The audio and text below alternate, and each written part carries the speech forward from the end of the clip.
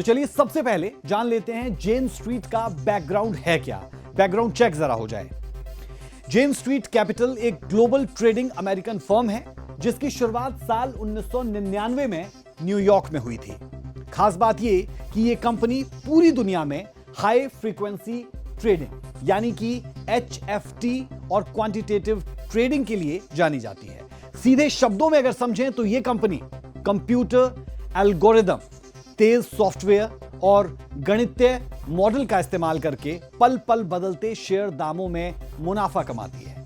आज जेन स्ट्रीट की मौजूदगी अमेरिका, यूरोप, एशिया और कई बड़ी मार्केट्स में है। रिपोर्ट्स के मुताबिक 2020 में इस कंपनी ने $17 ट्रिलियन का ट्रेडिंग वॉल्यूम हैंडल किया था।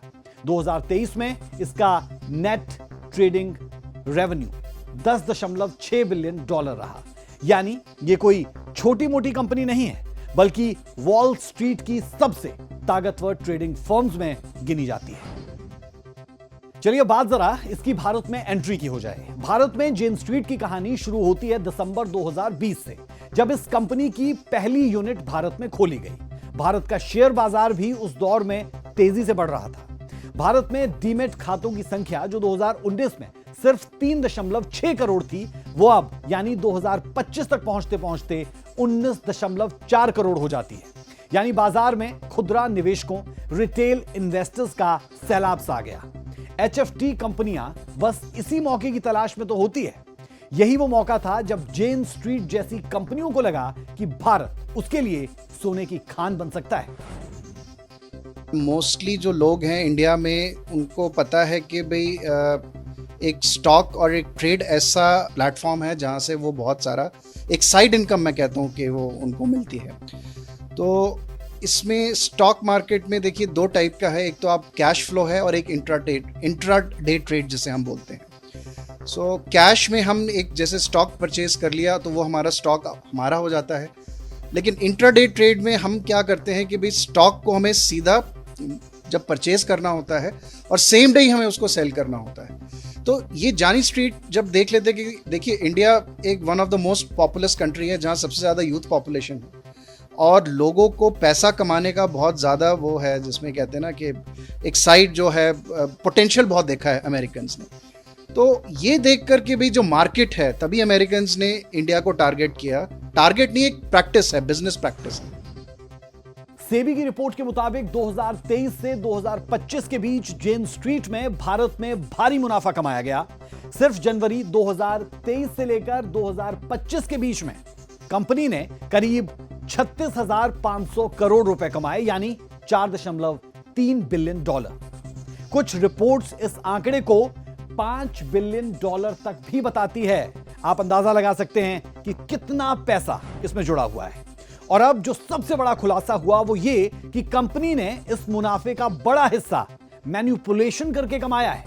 सेबी ने इस मामले की जांच की और यह बताया कि कंपनी की ओर से बैंक निफ्टी इंडेक्स की एक्सपायरी डेट ट्रेडिंग में गड़बड़ियां की गई। ऐसे ट्रेडिंग पैटर्न्स देखे गए जो सर्कुलर ट्रेडिंग जैसे लगते हैं, यानी कीमतों को जानबूझकर ऊपर और नीचे किया गया ताकि निवेशक उलझ जाएं और कंपनी मुनाफा कमा पाए। शेयर मार्केट में ट्रेडिंग दो तरीके से होती है। एक तो कैश में ट्रेडिंग होती है। कैश के ट्रेडिंग का अर्थ होता है जब आप शेयर खरीद के और आपके डीमैट अकाउंट में हो जाते हैं। एक दूसरी ट्रेडिंग को हम बोलते हैं डेरिवेटिव ट्रेडिंग।